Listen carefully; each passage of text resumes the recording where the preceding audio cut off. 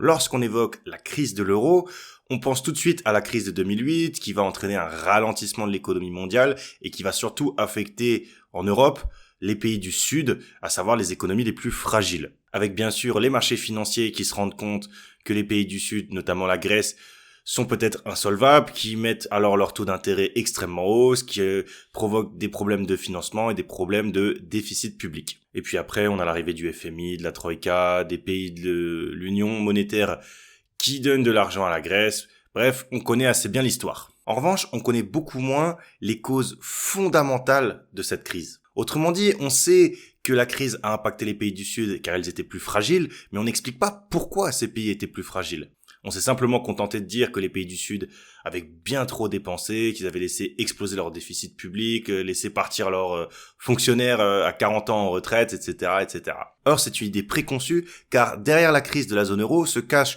des causes beaucoup plus fondamentales et techniques, avec des mécanismes économiques complexes qui sont dus notamment à la mise en place de la monnaie unique, l'euro. Ainsi, dans ce premier épisode de cette série de vidéos sur la crise de la zone euro, on va s'attaquer aux causes fondamentales de la crise. C'est-à-dire que on va essayer de comprendre quels ont été les mécanismes qui ont aggravé la situation des pays du Sud et qui ont pu favoriser la situation des pays du Nord. Donc sans garder le suspense plus longtemps, ce qui a été une des causes fondamentales de la crise de l'euro, c'est l'hétérogénéité entre les pays de la zone monétaire. On va expliquer tout ça. Premièrement, il faut revenir un petit peu sur pourquoi l'euro et pourquoi la monnaie unique. Bon, déjà, il faut savoir que l'Europe, ça arrive après la Seconde Guerre mondiale. Donc, en 1957, on a la Communauté économique européenne qui est créée. Puis, en 93, on a le traité de Maastricht. Arrive ensuite 99 et la mise en place de la monnaie unique de l'euro. Donc, pour comprendre pourquoi l'euro, il faut déjà comprendre qu'est-ce qu'implique d'avoir différentes monnaies, donc c'est-à-dire d'avoir le franc, le Deutschmark, la lire italienne, la peseta, etc., etc.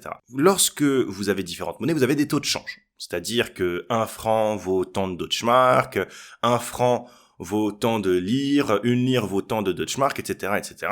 C'est le marché de la monnaie qui est organisé en fonction d'une offre de monnaie et d'une demande de monnaie. Les demandeurs de monnaie sont ceux qui veulent échanger, par exemple, du franc contre du Deutschmark, et puis les offreurs de monnaie sont réciproquement ceux qui veulent échanger leur Deutschmark contre des francs. Le prix de la monnaie, donc le taux de change, va varier du coup en fonction de l'offre et la demande, et ça va être influencé en fonction de plusieurs facteurs. Par exemple, la compétitivité des pays. Si un pays, par exemple, est très compétitif et a une bonne rentabilité du capital investi, tout le monde va vouloir acheter la monnaie de ce pays-là pour investir dans ce pays. Par exemple, si je vais ouvrir une usine en Allemagne, je vais devoir acheter du Deutschmark, échanger concrètement mes francs contre du Deutschmark pour aller investir en Allemagne. Et donc, ça va faire monter le prix du Deutschmark, ce qui fait que, au bout d'un moment, ça ne va plus être rentable parce que tous les francs que je dois donner pour obtenir ne serait-ce qu'un Deutschmark ne vont plus être rentables par rapport à la rentabilité de mon projet en Deutschmark. Bon.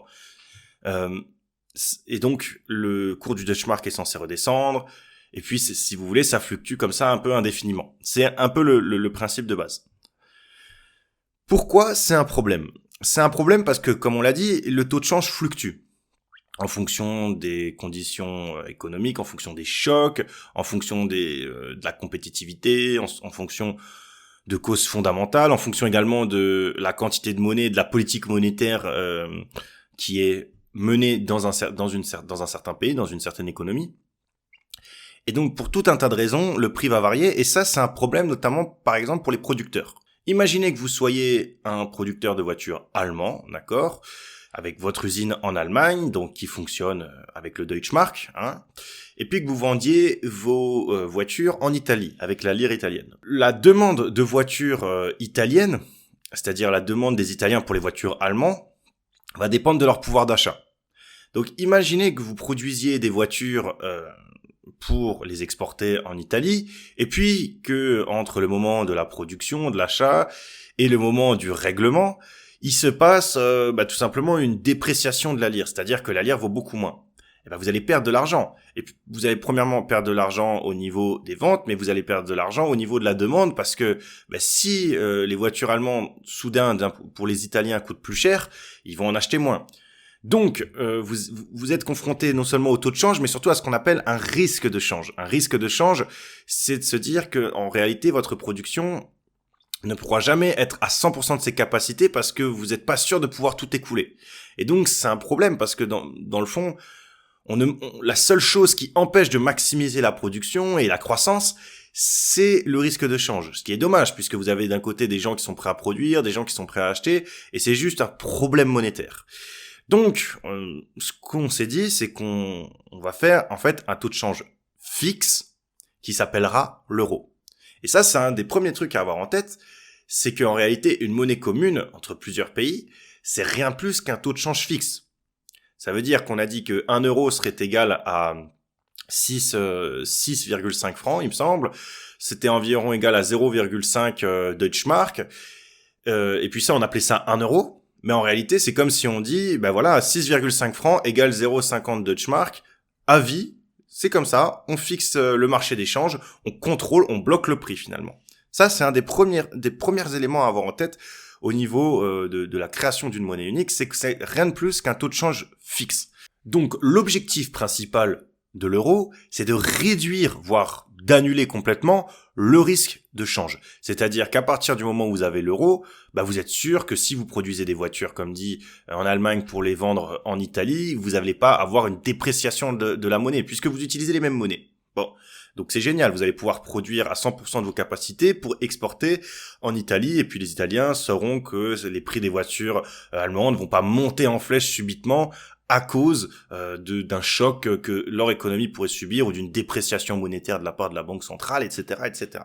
Bon, on pourrait dire que c'est une idée géniale comme ça à première vue. Seulement, déjà, on peut se poser une première question. C'est quid de la politique monétaire? Bah oui, parce que lorsque chacun a sa monnaie, chacun a sa banque centrale qui fait ce qu'elle veut avec sa monnaie, donc qui fait ce qu'il veut concrètement avec son taux d'intérêt directeur.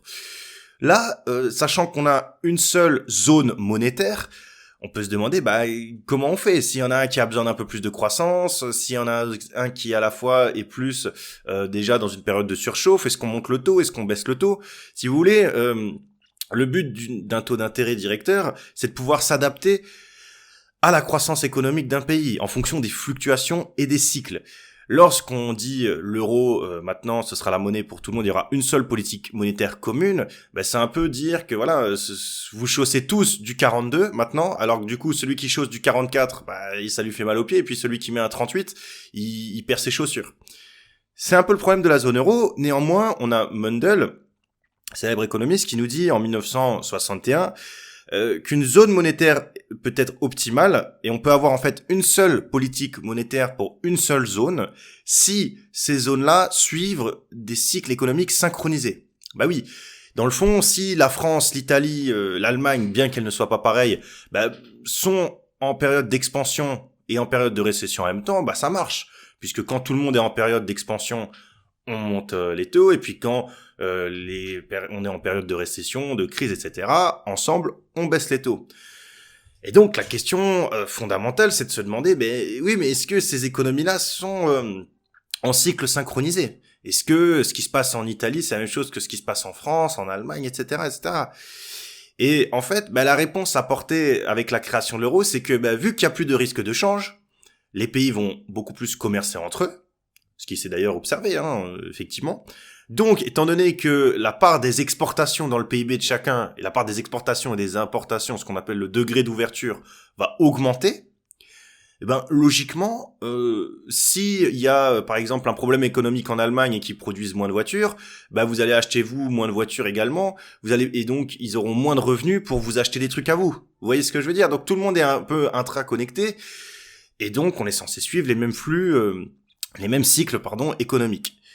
C'est quelque chose qui s'est vérifié dans un premier temps, mais qui est quand même assez problématique comme raisonnement, car c'est presque un raisonnement circulaire. Ça veut dire que le fait de mettre en place la zone euro crée les conditions pour mettre en place la zone euro. C'est un peu tiré par les cheveux quand on y réfléchit. Mais en tout cas, peu importe ce qu'on en pense, ce qui est clair et net, c'est que de 2000 à 2006, on va dire, on observe effectivement une augmentation des échanges et une part plus importante du degré d'ouverture au sein des pays de la zone. Bon. Et ça va naturellement créer mécaniquement ce qu'on appelle des hétérogénéités. Alors juste une hétérogénéité, qu'est-ce que c'est, hein? On va employer ce mot tout au long de la vidéo. C'est simplement une différence.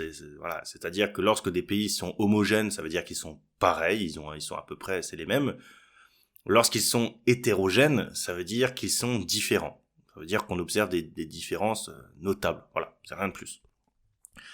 Donc l'hétérogénéité, elle va prendre plusieurs formes. Elle va avoir une bonne forme, une hétérogénéité, si vous voulez, qui est souhaitable, qui apporte du bien-être à tout le monde, mais également une hétérogénéité mauvaise. Cette hétérogénéité-là, elle va causer, on va dire, une perte de bien-être à la société. Et puis, on parlera également d'une troisième hétérogénéité, qui est l'hétérogénéité inévitable due à une politique monétaire commune. Donc, sans plus tarder, commençons déjà avec la bonne hétérogénéité. Qu'est-ce que la bonne hétérogénéité? C'est le fait de se spécialiser. Bon, on connaît tous les avantages comparatifs de Ricardo, voilà, donc celui qui a le coût d'opportunité le plus faible, par exemple, pour la production de chaussures, va se spécialiser dans la production de chaussures à 100%. Le pays d'en face va se spécialiser du coup dans également la production où il a le coût d'opportunité le plus faible, et puis à la fin, les pays échangent, et puis comme ça maximise la production grâce au gain de l'échange, etc., etc. Tout le monde connaît ça. Néanmoins, si les avantages comparatifs de Ricardo c'est très connu, il faut savoir que c'est pas la seule chose qui explique le commerce international. On a également les facteurs spécifiques de production, les économies d'échelle externes et internes, et on a notamment, dans le cadre de l'Europe, de la zone euro notamment, les dotations en facteurs de production. Alors, on va quand même expliquer ce que c'est, hein, si déjà on fait une vidéo sur l'hétérogénéité en zone euro. Alors, c'est le modèle de, je m'excuse pour la prononciation, mais de Eker, Olin et Samuelson. Donc, qu'est-ce que nous dit ce modèle? On va prendre deux pays, la Norvège et l'Italie. Alors, petite aparté au montage. Pendant l'exemple, je vais à chaque fois parler de la Norvège, mais en fait, je voulais parler de la Finlande, hein, j'ai confondu les pays du Nord. Ça change strictement rien à l'exemple, c'est juste que c'est un peu bête parce que la Norvège n'est pas dans la zone euro, c'est la Finlande qui est dans la zone euro. Voilà. Et on va prendre également deux biens, à savoir les vélos, par exemple, et les ordinateurs. Voilà. Donc, la Norvège, comme l'Italie, veulent consommer des vélos et des ordinateurs, hein, après tout. Et pour cela, elles peuvent les produire. Seulement, un vélo demande d'avoir des ouvriers, parce que les ouvriers savent construire un vélo, voilà, hein, pour caricaturer, tandis que les informaticiens ne savent pas construire un vélo, ou en tout cas, s'ils doivent en construire un, ils vont pas être très doués, ils vont mettre beaucoup de temps, ils vont galérer, etc.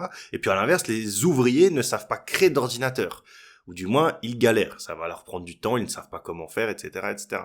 Tandis que eux, les ingénieurs, les informaticiens savent créer les ordinateurs.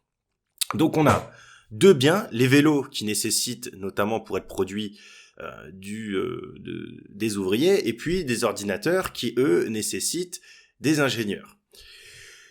On va également partir, une fois qu'on sait ça, du principe que, pour continuer dans un peu le cliché, en Norvège vous avez plein d'ingénieurs et peu d'ouvriers. Et en Italie, c'est l'inverse, vous avez plein d'ouvriers mais peu d'ingénieurs, admettons. Donc, lorsque ces pays n'échangent pas, lorsqu'ils sont ce qu'on appelle en autarcie, ils doivent chacun produire leur production de vélos et d'ordinateurs. Donc ça veut dire que pour produire des ordinateurs en Norvège, c'est génial, ils ont des informaticiens qui produisent leurs ordinateurs. Par contre, pour produire leurs vélos, c'est embêtant parce qu'ils ont pas beaucoup d'ouvriers, ce qui fait que certains ingénieurs, au lieu d'aller dans de produire des ordinateurs, ce pour quoi ils sont faits, ils vont aller devoir produire des vélos.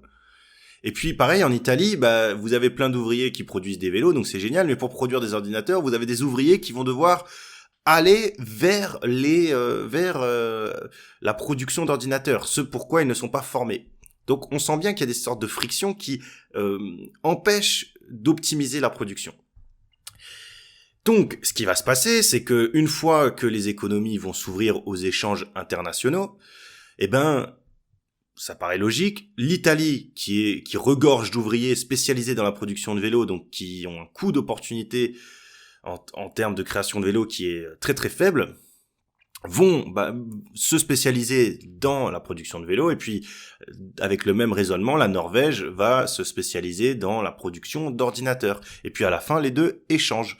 Donc ça, c'est exactement ce qui s'est passé dans la zone euro, c'est-à-dire, bon, c'était pas la Norvège avec les ordinateurs et les vélos avec l'Italie, ça c'est un exemple bidon que j'ai pris, mais par exemple vous allez avoir de l'industrie en Allemagne et des métiers plutôt de service au sud, on y reviendra.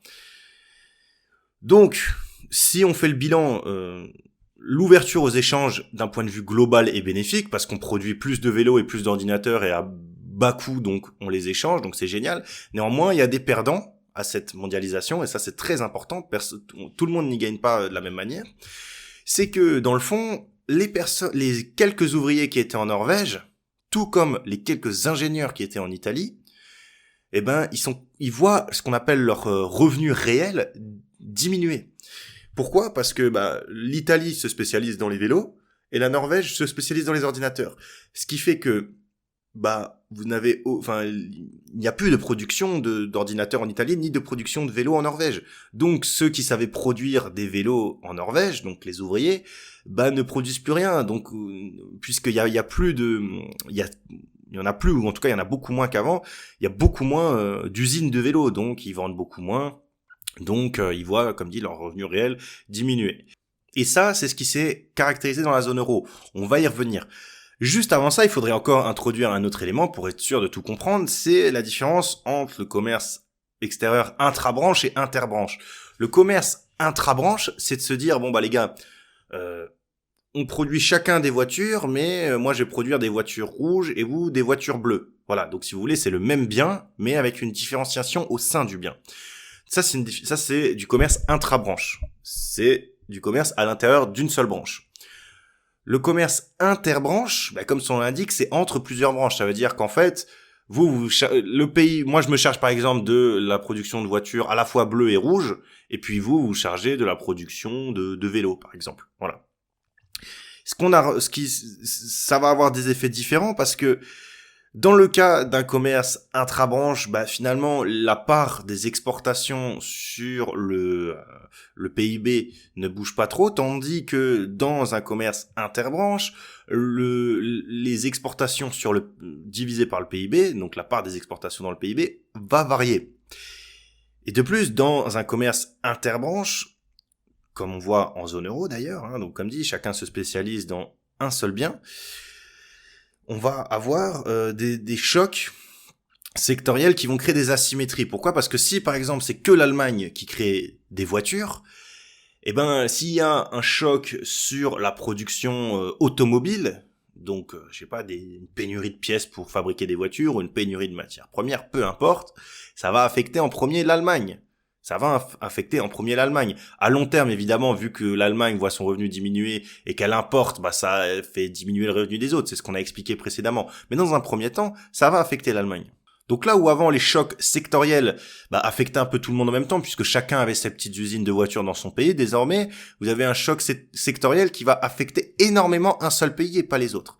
Donc ça va créer des divergences et des déséquilibres extérieurs. Donc un déséquilibre extérieur, c'est quand vous n'êtes pas équilibré entre ce qui sort de votre pays et ce qui rentre, parce que vous vivez soit au-dessus de soit en dessous de vos moyens, soit au-dessus de vos moyens. Donc une fois qu'on a tous ces éléments en tête, à savoir la spécialisation due à la dotation en facteurs de production, plus le fait que la zone euro soit en commerce interbranche, ça nous donne le résultat suivant. Les pays du Sud se sont désindustrialisés au profit des pays du Nord. C'est-à-dire que les pays du Nord ont vu la part d'industrialisation, de manufacture augmenter, et donc ont eu des excédents commerciaux, puisqu'ils produisaient énormément. Donc non seulement, si je reprends mon exemple, l'Allemagne produisait des voitures, non seulement pour elle, mais également pour tout le reste de l'Europe, et les exportait, en échange de dettes, si vous voulez. Donc elle avait des excédents, parce qu'elle importait moins, et elle exportait plus qu'elle n'importait. Mais à l'inverse, les pays du Sud qui se sont désindustrialisés ont eu, si vous voulez, un déficit. Pourquoi ? Parce qu'ils se sont spécialisés dans la production de biens non exportables. On a vu fleurir l'hôtellerie, les loisirs, les restaurants, tout ce genre de biens qui ne s'exportent pas. Vous n'exportez pas un restaurant, vous n'exportez pas votre hôtel, etc., etc. On a eu un peu de spécialisation dans les biens alimentaires, mais ça n'a pas suffi. Ce qui fait que entre 2000 et 2008, on va dire, 2006, 2007, 2008, vous allez avoir les déficits des pays du Sud qui vont exploser. Parce que ils importent en provenance des pays du Nord sans pour autant avoir un retour.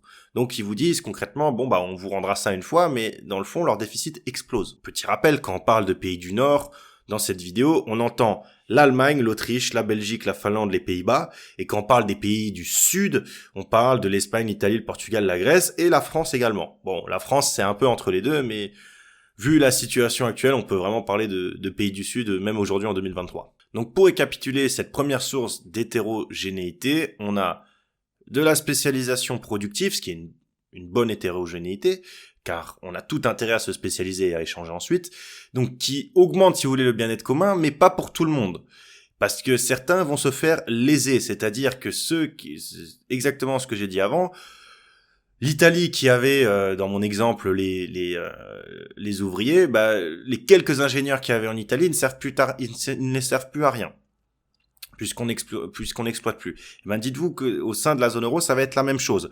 On a le Nord qui va renoncer aux biens intermédiaires et qui va créer, notamment avec la manufacture, des produits de consommation finale à forte valeur ajoutée.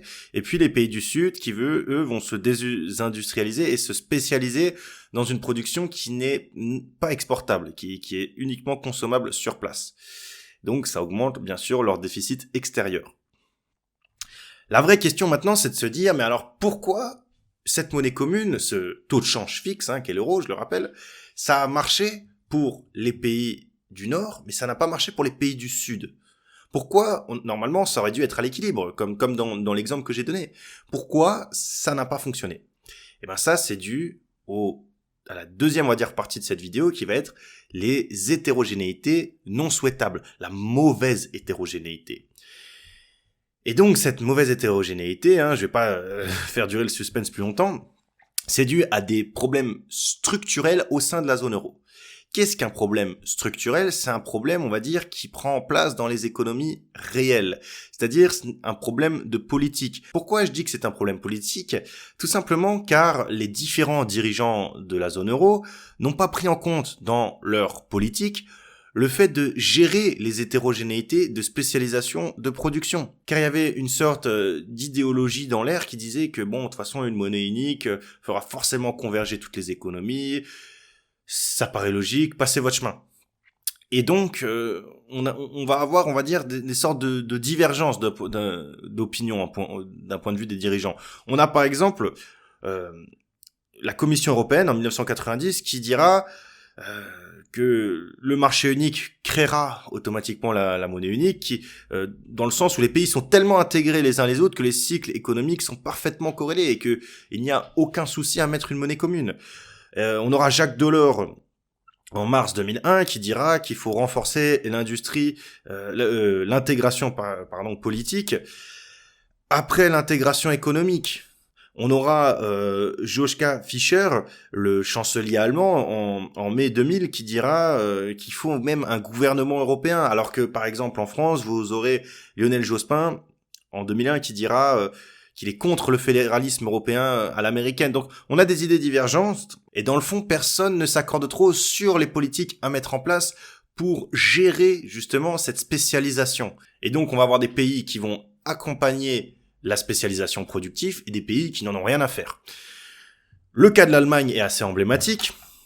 L'Allemagne, en fait, va accompagner la spécialisation productive parce qu'ils ont une petite baisse de croissance dans les années 90, vers la fin des années 90, et donc il va y avoir les réformes Hartz, du chancelier Hartz, donc dans les débuts des années 2000, et notamment en 2003, qui va déréglementer le marché du travail. Donc on sait tous que lorsque vous déréglementez le marché du travail, c'est sûr, c'est pas très agréable parce que il y a plus de salaire minimum, il y a plus les contrats et les CDI et compagnie qui sont ce qu'on appelle en économie des rigidités de marché.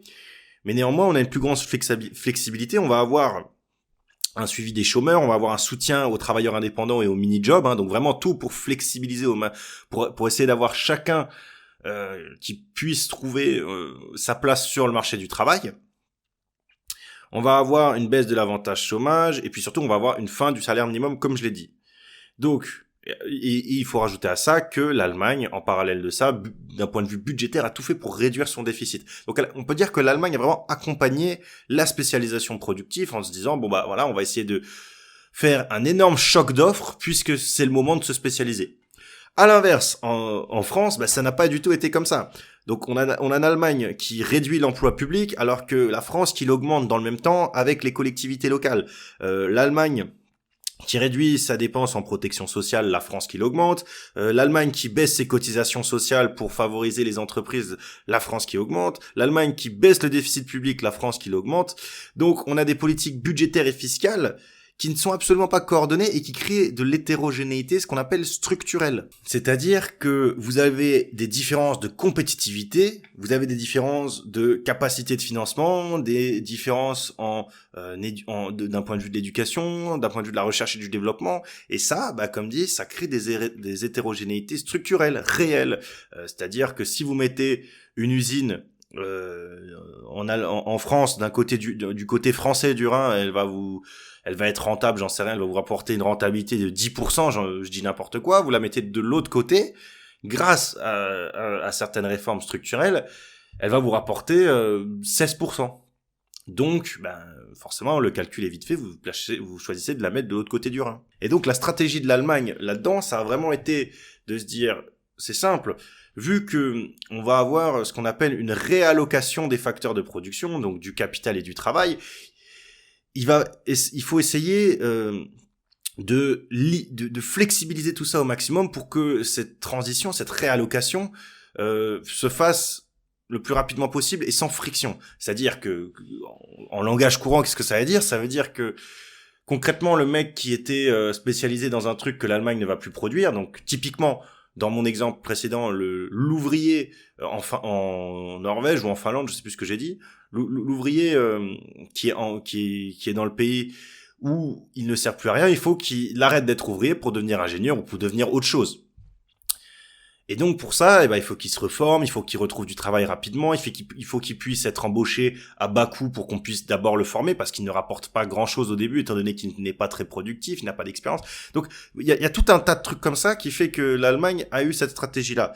Ce qui fait que le coût total des entreprises a diminué, les profits ont augmenté, et donc ça a permis d'avoir une meilleure capacité de financement et plus de recherche et développement. Les pays du Sud, ils n'ont pas suivi cette trajectoire-là. On a eu une montée des salaires qui augmente mécaniquement le coût social, le coût total, des entreprises, et qui baisse leur compétitivité. Donc le Sud, qui avait, qui est assez abondant en main-d'œuvre peu qualifiée, aurait dû se spécialiser dans la production de biens et de services, ce qu'on appelle intermédiaires, qui servent à la production finale. Mais néanmoins, les hausses de salaire ont fait qu'ils ont perdu en compétitivité, comme j'ai dit. Et c'est plutôt d'ailleurs, du coup, l'Europe de l'Est qui a raflé tout ce marché-là. Donc, on a des hétérogénéités politiques et donc structurelles. Et donc, si vous voulez, tout ça, ce sont des causes inutile d'hétérogénéité, car ça crée de l'hétérogénéité là où il ne devrait pas y en avoir. Là où si on a vraiment un projet d'Union européenne, de zone monétaire, d'échange et de ne faire plus qu'un, le grand projet de l'Europe, il faudrait essayer de s'accorder sur les règles, comme dit, de politique, notamment les politiques budgétaires et fiscales. Et également le marché du travail. Or, ce n'est pas le cas.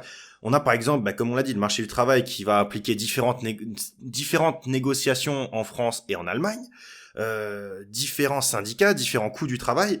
En France, vous avez par exemple des syndicats nationaux qui sont présents dans toutes les branches, alors qu'en Allemagne, vous allez avoir un syndicat par branche plutôt. Vous allez avoir un coût du travail supérieur en Allemagne qu'en France, une plus grosse flexibilité en Allemagne, et tout ça va faire en sorte que les capitaux vont plus fuir vers ces pays-là, donc vers les pays du Nord, que vers les pays du Sud, puisque il va y avoir une plus grosse flexibilisation, si on part de ce point de vue-là. Donc l'Allemagne a été industrialisée car elle était compétitive. Vous avez également du coup une absence de politique budgétaire et fiscale. Vous avez l'Allemagne ou le Portugal par exemple qui vont essayer de réduire leur déficit. Par exemple, l'Allemagne a augmenté de 3 points de TVA, donc de 3 points de pourcentage de TVA en 2007, tandis que la France et la Grèce ont augmenté leur déficit dans le même temps, avec notamment les accords Schröder-Chirac, qui autorisait à dépasser le déficit non pas à 3% mais à 4%. Vous avez la Grèce qui a eu une politique budgétaire expansionniste et vous avez eu par exemple l'Espagne qui a eu des excédents mais à cause d'une bulle sur l'immobilier. Donc on voit bien que c'est des profils totalement différents. Et puis s'ajoute à ça ce qu'on appelle une concurrence fiscale. C'est-à-dire qu'on va délocaliser les entreprises, ou du moins rapatrier les profits des entreprises dans certains pays, en fonction, par exemple, de l'impôt sur les sociétés. Vous allez avoir, par exemple, en Irlande, l'IS qui est à 12%, ou à Chypre, qui était, bon, c'est les chiffres de 2010, mais on se situe dans le contexte de la crise de la zone euro, donc on prend les chiffres de 2010. À Chypre, l'IS était de 10%, tandis qu'en France ou en Belgique, l'IS était à 35%. Donc encore une fois, le calcul est vite fait lorsque surtout vous êtes dans un monde décentralisé avec Internet, avec des montages financiers, des montages comptables, etc. Qui sont possibles. Donc il y a un vrai manque de coordination, on va dire, budgétaire. Les seuls finalement qui existe, c'est le pacte de stabilité de croissance avec les 3% et puis la règle d'or, quoi. C'est juste ça, hein, franchement. Donc ça ne peut pas fonctionner, ça crée de l'hétérogénéité entre les pays. Enfin, vous avez encore une autre source d'hétérogénéité qui est les politiques structurelles et finalement la croissance de long terme des pays. C'est-à-dire que même si on observe effectivement, statistiquement, un coefficient de corrélation autour de 0,75, de 0,80, on va dire, c'est-à-dire à 80%, ce qui est bien corrélé, entre les différents cycles économiques des pays de la zone euro, donc qui permettent d'introduire une monnaie commune, même si on a une bonne corrélation, on se rend compte que les facteurs sous-jacents à ces cycles économiques sont pas du tout les mêmes. Et ça, on peut s'en rendre compte statistiquement en faisant ce qu'on appelle une analyse factorielle des correspondances. Donc c'est une analyse des composantes principales faite pour des variables qualitatives. Pour ceux que ça intéresse, c'est quand vous faites avec des variables qualitatives un test de Ki2 pour savoir s'il y a une corrélation, et puis ensuite vous faites une analyse des composantes principales avec l'étape de corrélation, etc., etc. Bref, c'est absolument pas le sujet, mais c'est un je dis ça pour dire que c'est un très très bon indicateur. Vous vous rendez compte qu'il y a une sorte de dimension qui ressort, qu'on peut capter un peu chez les pays, et qui va être une dimension qui regroupe à la fois la recherche et le développement, les gains en productivité, l'éducation, la balance commerciale, les déficits extérieurs, l'actif extérieur, le coût du travail. Et ça, on peut l'appeler, si vous voulez, cette espèce de truc, cette espèce de dimension qui regroupe tout ça, on peut appeler ça le facteur de sophistication. Ça veut dire à quel point une économie est sophistiquée. Et donc, quand vous faites cette fameuse analyse factorielle des correspondances en zone euro, eh ben, vous voyez 3 groupes de pays qui émergent. Et c'est ça qui est incroyable, c'est que vous avez les facteurs, les pays qui ont le facteur sophistiqué qui est là, on va dire, qui est l'Allemagne, les Pays-Bas, l'Autriche, la Belgique, par exemple, donc les pays du Nord, concrètement. Vous avez, à l'inverse, des pays qui ne sont pas sophistiqués, donc c'est-à-dire qui ont des valeurs négatives dans cette dimension-là, donc c'est-à-dire dans le facteur de sophistication, donc l'Espagne, l'Italie, la Grèce, le Portugal, voilà, concrètement. Et puis vous avez des pays qui ont une valeur nulle, ou proche de zéro, c'est-à-dire qui sont un peu neutres, quoi, si vous voulez, c'est-à-dire des pays moyens. Donc on a la France, la Slovénie, l'Irlande. Et voilà, tous ces pays, on va dire, mais notamment la France, quoi, c'est ça qu'il faut retenir. Donc de 2000 à 2005, vous avez, si vous voulez, une sorte de on pourrait croire que c'est de la convergence, mais en réalité, c'est rien de plus qu'une hétérogénéité qui est en train de se mettre en place. Donc pourquoi on a cette hétérogénéité qui se met en place? Parce que certes, on a la théorie de la convergence, donc dont on hérite des modèles, on va dire, de Solow, etc., en théorie de la croissance, qui dit qu'en fait, les pays du Nord qui sont industrialisés avec déjà un stock de capital par tête élevé ont une productivité marginale du capital, si vous voulez, une rentabilité inférieure aux pays du Sud qui n'ont pas encore un stock de capital par tête très élevé. Concrètement, Si vous voulez, c'est un peu le même raisonnement que l'après-guerre. C'est le fameux truc, tout est en ruine, tout est à reconstruire, donc il y a de la croissance, il y a du boulot pour tout le monde. C'est un peu ce principe-là. Voilà. Ça, c'est la théorie. Donc, normalement, les capitaux devraient migrer vers les pays du Sud, là où la rentabilité du capital investi est supérieure à celle du Nord. Là où vous avez déjà un stock de capital par tête qui est assez élevé. Je fais une petite parenthèse. À la suite de la vidéo, vous allez peut-être entendre du bruit, c'est parce que dehors, il y a la manif. On est le 1er mai 2023. C'est la grosse manif pour la réforme des retraites. Donc, je m'excuse d'avance s'il y a un peu de bruit.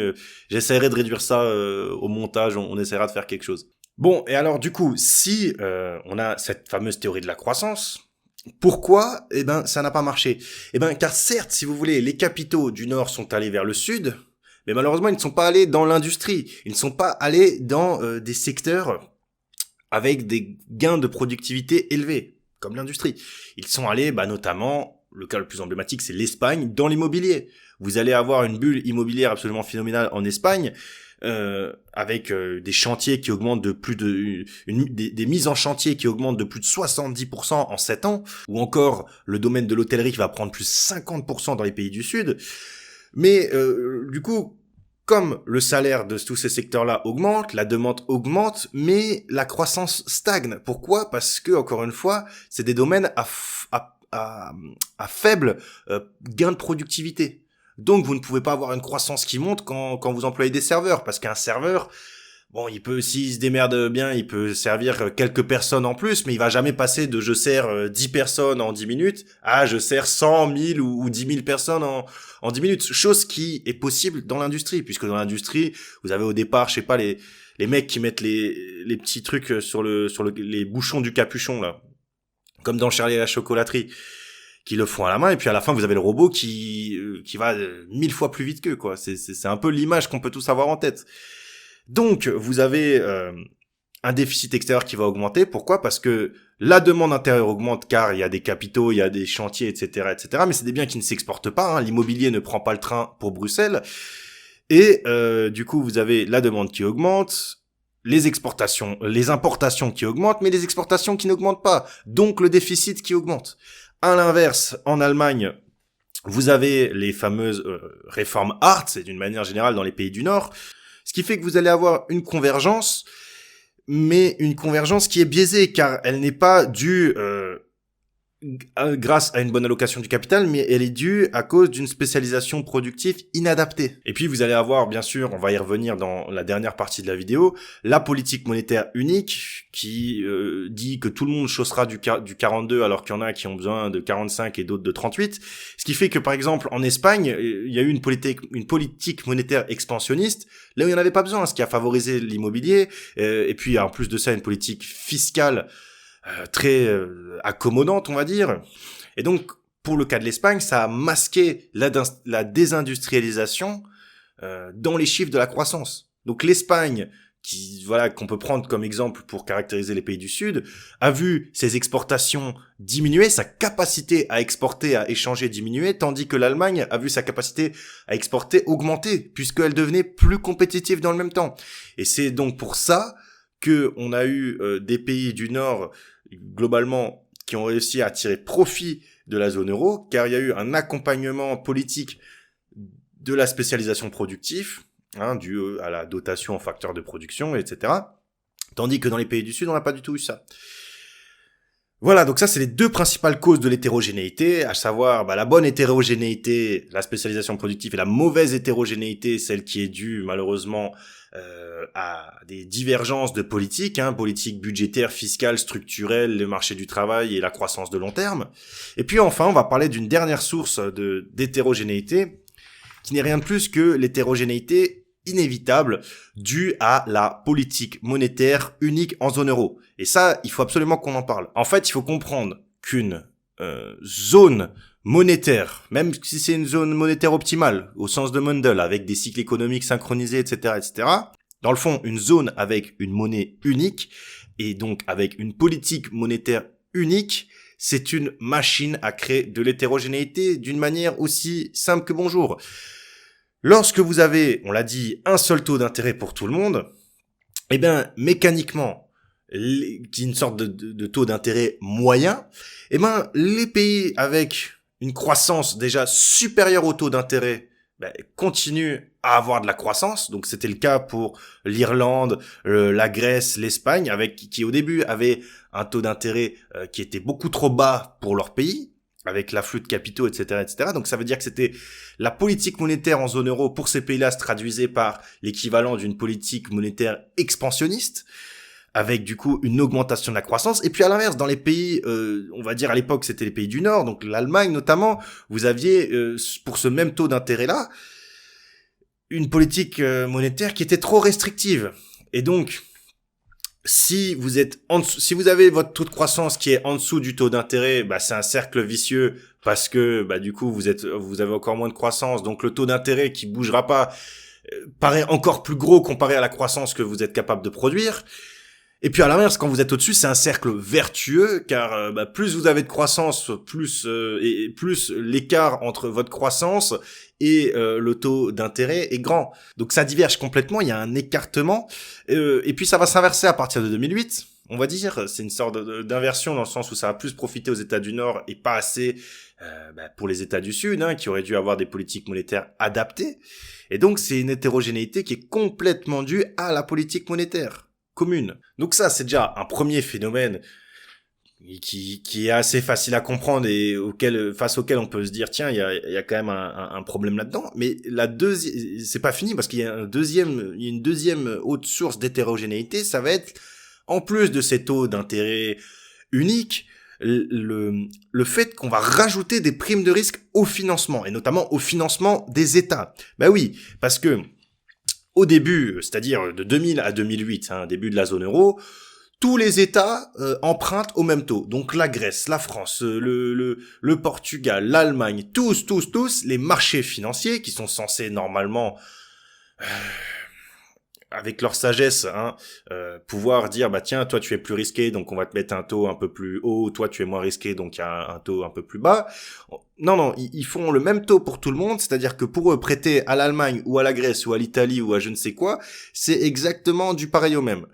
Pourquoi ? On ne sait pas trop pourquoi les marchés ont réagi comme ça, sûrement parce qu'il y avait cette fameuse croyance d'une sorte d'option comme le Greenspan put qu'on avait parlé dans une autre série de vidéos, c'est-à-dire de ce fait de se dire il y a la BCE, il y a une monnaie commune, donc dans tous les cas jamais la BCE laissera faire faillite un État.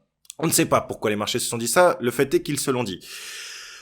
À partir de 2008, il y a une récession, la croissance baisse pour certains États, donc les États du Sud, et là on voit l'apparition de primes de risque, avec en 2012, on peut avoir des primes de risque qui vont jusqu'à 5 points d'écart. Ça veut dire que l'Allemagne peut s'endetter à 1,5% quand l'Espagne s'endette à 6,5%. Alors que l'Allemagne se porte bien et l'Espagne ne se porte pas bien.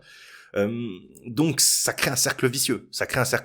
Et donc ces primes de risque, à quoi sont-elles dues ? Elles sont dues au déficit public important des pays, mais des déficits publics qui sont, on va dire, qui sont des stabilisateurs automatiques en temps de crise, puisque forcément, lorsque vous êtes en temps de crise, vous avez la croissance qui diminue, donc vous avez plus de chômage, plus de trucs, donc mécaniquement, le poids de l'État, le déficit augmente. Donc c'est un cercle vicieux, et puis donc ça c'est la première chose. Donc en se disant tiens, un pays a un gros déficit, on se dit tiens, il va peut-être pas nous rembourser, donc on veut une grosse prime de risque. Et puis surtout il y avait une prime de risque associée, et ça c'est assez marrant. Dans le fond, c'est ironie du sort de l'euro qui voulait être à la fois, comme je l'ai dit, un taux de change fixe. Il y avait une prime de risque sur le risque de change en cas d'éclatement de la zone euro. Donc c'est vraiment c'est ironique parce que on a voulu créer l'euro pour avoir un taux de change fixe. Et finalement, on se retrouve avec des primes de risque sur les risques de change. Parce que on se dit, si la zone euro éclate, la monnaie grecque ne vaudra de nouveau plus, si elle réapparaît, ne vaudra plus rien. Pour se prévenir d'éventuelles dépréciations de la monnaie en cas d'éclatement de la zone euro, on va monter les primes des risques. Donc finalement, on se retrouve avec une politique monétaire qui ne joue pas son rôle, qui est normalement un rôle contracyclique, politique monétaire. Vous avez une phase de croissance, l'économie s'emballe, vous avez un petit risque d'inflation, donc hop, on met le taux d'intérêt au-dessus de la croissance, et puis quand l'économie est en récession, en ralentissement, hop, on baisse le taux d'intérêt, on relance la demande, etc., etc. Là, c'est absolument pas le cas, puisque dans le fond, ceux qui se portent bien, continuent à bien se porter, puis ceux qui sont dans des problèmes continuent de plus belle à être embourbés dans de nouveaux problèmes de financement, toujours plus graves, toujours plus profonds. Néanmoins, face à tout ça, il y a quand même une solution.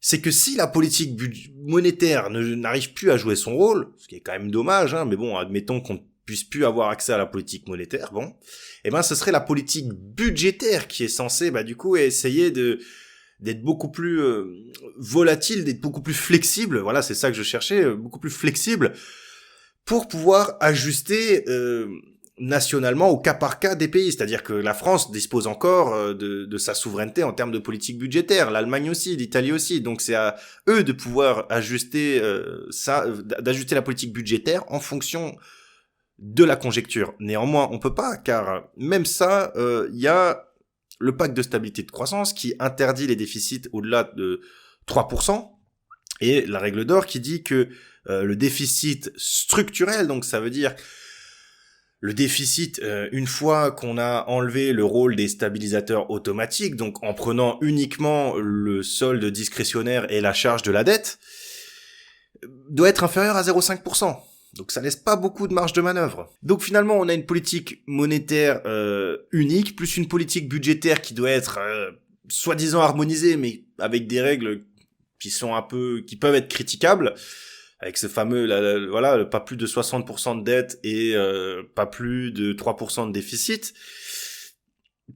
Pourquoi ? Parce qu'il y a des croyances en des externalités négatives des déficits des États. Ça veut dire que, en fait, concrètement, si vous avez dans une zone, typiquement dans la zone euro, si un État a un déficit trop important, le taux d'intérêt déjà moyen auquel se finance cette zone vis-à-vis du reste du monde augmente.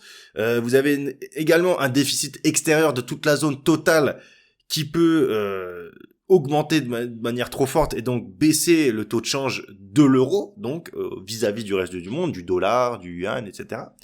Puis surtout une augmentation du déficit, ça peut rendre un pays insolvable, confère la Grèce.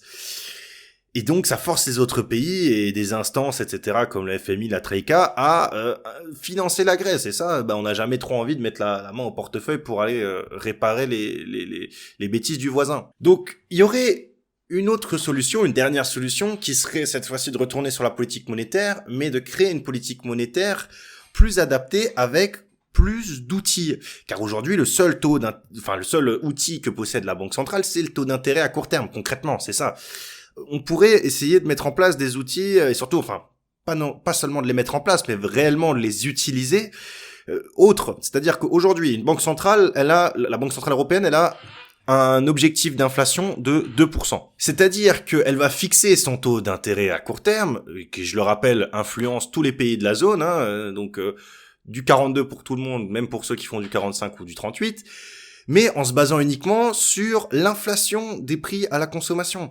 Et ça, c'est pas bon, parce que même une inflation stable à 2%, ce qu'on a observé, ça peut cacher des gros déséquilibres, comme ça s'est passé, comme dit, pendant la crise de l'euro. Ça peut cacher un excès d'endettement, ça peut cacher une bulle immobilière comme en Espagne, ça peut cacher des déficits extérieurs comme pour les pays du Sud, et donc ça peut créer des conflits d'objectifs entre à la fois la stabilité, on va dire, monétaire et la stabilité financière. D'ailleurs, on a fait, comme dit, une série de vidéos sur la folie des banques centrales.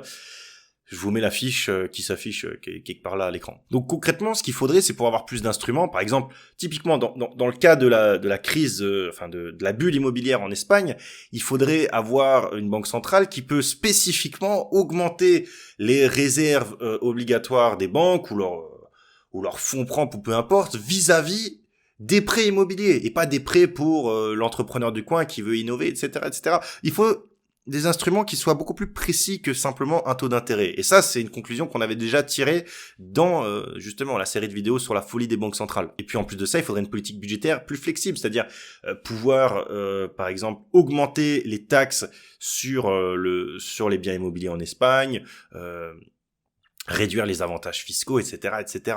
Et pour finir, il y a une dernière option qui aurait pu être de se dire, au lieu de se fixer des règles du style 3% de déficit, 60% de dette, etc. maximum, eh ben on laisse faire ce qu'on appelle la discipline de marché, les marchés financiers efficients et compagnie et compagnie. Sauf que on l'a bien vu, ça n'a pas marché. Les marchés financiers, je l'ai dit tout à l'heure, ont prêté à 0% pendant 8 ans quasiment. Excusez-moi. Les marchés financiers ont prêté au même taux pendant presque 8 ans à tout le monde, alors que on savait déjà pertinemment, si on s'intéressait un peu à la question, qu'un pays comme la Grèce ou comme l'Italie, c'est pas le même pays que l'Allemagne, hein, ils n'ont pas les mêmes ressources et la capacité à produire de la richesse future, mais visiblement les marchés financiers, ça ne les a pas inquiétés plus que ça, ils ont prêté à tout le monde, et puis ensuite, ils n'ont plus confiance en rien du tout, et ils ont fait exploser les primes de risque pour les pays du Sud, ce qui n'est pas bon non plus. Et donc cette solution de discipline de marché, on se dit ça marche pas, non, ça ne peut pas fonctionner non plus. Donc pour récapituler ce qu'on a dit dans cette vidéo, il y a 3 hétérogénéités qui sont à la base de la crise de l'euro. On a la bonne hétérogénéité qui est due à la spécialisation des facteurs de production due justement aux dotations en ces facteurs, hein. C'est-à-dire que chacun se spécialise là où il a déjà le plus d'ingénieurs, le plus de machines, le plus de matières premières, le plus de facteurs qui sont spécifiques pour pouvoir créer de la richesse et échanger avec le reste du monde, ou avec le reste de la zone en l'occurrence. Ça, c'est très bien. On a ensuite la mauvaise hétérogénéité qui est due à des politiques structurelles différentes. Ça veut dire que on n'harmonise pas le marché du travail, on n'harmonise pas la fiscalité, on n'harmonise pas non plus le facteur, ce que j'ai appelé de sophistication, donc la recherche et développement, la compétitivité, le déficit extérieur et compagnie et compagnie. On voit donc 3 groupes se former, à savoir les pays du Nord, les pays du Sud et les pays un peu intermédiaires comme la France. Et puis surtout, on a une dernière cause d'hétérogénéité qui est une machine cette fois-ci à créer justement de l'hétérogénéité, c'est la politique monétaire unique, avec ceux qui ont une croissance forte, qui ont une croissance forte au-dessus du taux d'intérêt, qui sont de toute façon avantagés par un taux d'intérêt bas, alors qu'ils auraient besoin justement de peut-être freiner un peu leur croissance. Et puis vous avez notamment, je fais une parenthèse, notamment dans le cas de l'Espagne, on aurait pu mettre le taux d'intérêt plus haut pour freiner la croissance, notamment sur la bulle immobilière, ce qui n'a pas été fait. Et puis à l'inverse, vous avez les pays du Nord qui auraient pu bénéficier d'une baisse du taux d'intérêt. Donc, la politique monétaire, c'est tout le monde met du 42, que vous mettez du 45 ou du 38. Et ça, c'est pas bon non plus. Parce que du coup, on perd l'usage d'une politique monétaire adaptée à la situation de chaque pays. De plus, on pourrait se dire qu'on peut influencer ça grâce à la politique budgétaire, mais on ne peut pas, puisque la politique budgétaire est censée être harmonisée avec les 3% et les 3% de déficit et les 60% de dette. Et puis en plus de ça, dernier facteur, on aurait pu se fier au marché financier, mais ils n'ont pas non plus joué leur rôle.